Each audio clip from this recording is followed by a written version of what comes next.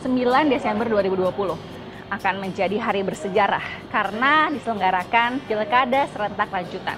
Kenapa bersejarah? Karena diadakan di tengah pandemi COVID-19. Otomatis kesediaan alat pelindung diri dan juga penerapan protokol kesehatan menjadi fokus utama para pejuang pemilu. Namun pada prosesnya perjalanan itu tidak selalu mulus. Ada cerita di balik proses itu yang dirasakan oleh para KPU provinsi dan juga kabupaten kota.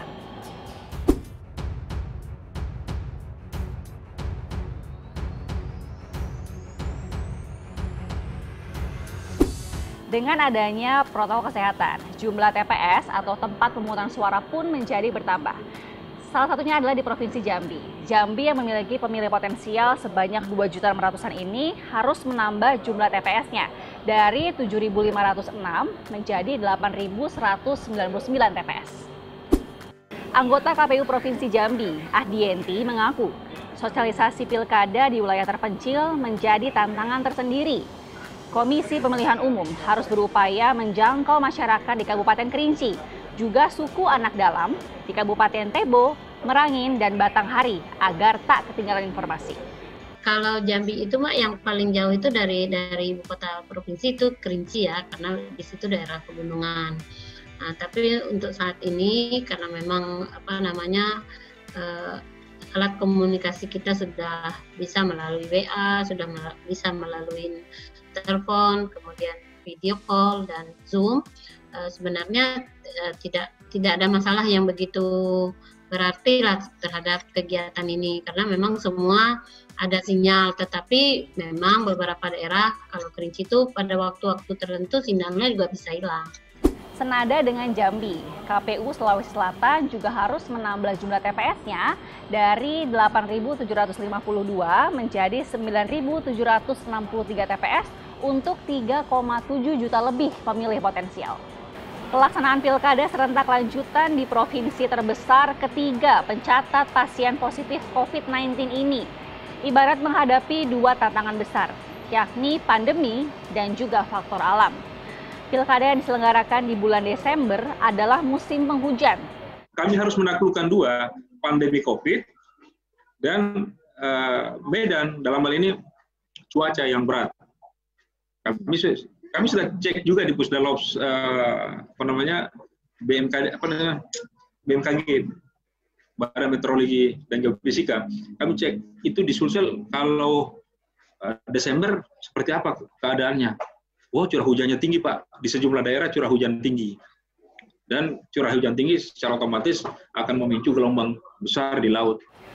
Ngomong-ngomong soal target partisipasi pemilih, Ketua KPU Arief Budiman optimistis nih, targetnya akan sama dengan pemilu serentak 2019 lalu, yakni sebanyak 77,5%.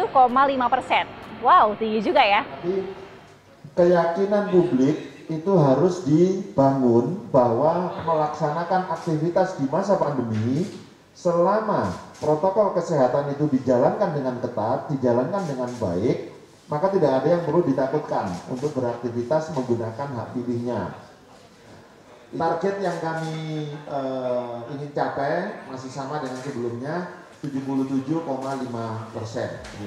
Nah, untuk pasien positif yang sedang dirawat di rumah sakit maupun yang sedang karantina mandiri di rumah, jangan takut karena KPU akan datang langsung untuk melayani Anda. Pengamat politik Universitas Airlangga, Aribowo menilai kondisi pandemi berpotensi membuat tingkat partisipasi masyarakat menurun. Oleh karena itu, KPU harus sangat berhati-hati melaksanakan tahapan demi tahapan, apalagi di wilayah zona merah, seperti di Surabaya, Jawa Timur, Denpasar, Bali, Provinsi Sulawesi Selatan, serta Kalimantan Selatan. Dan saya berpengaruh ya, kalau apalagi merah, apalagi merah pekat katanya kayak Surabaya itu artinya bahwa kalau itu konstan sampai dengan Desember, maka itu berpengaruh pada orang, pada masyarakat. Jadi apalagi pada kondisi seperti itu, sehingga mereka merasa bahwa pemilu pilwali itu tidak terlalu punya makna banyak. Nggak cuma TPS saja yang bertambah. Nyatanya pilkada yang diadakan di tengah pandemi juga membuat anggaran membengkak. Sebelumnya KPU menganggarkan sekitar 9 triliun rupiah. Namun karena adanya pandemi, KPU meminta tambahan anggaran sebanyak 4,7 triliun rupiah. Nah, dana tersebut akan dicairkan sebanyak 3 tahap, yakni 1,02 triliun, 3,29 triliun, dan juga 0,46 triliun. Nggak hanya sadar untuk disiplin menerapkan protokol kesehatan, namun juga dengan sadar untuk menjaga integritas pilkada yang jujur dan minim kecurangan. Segala Dauhan, Indri Hawadis, Jakarta.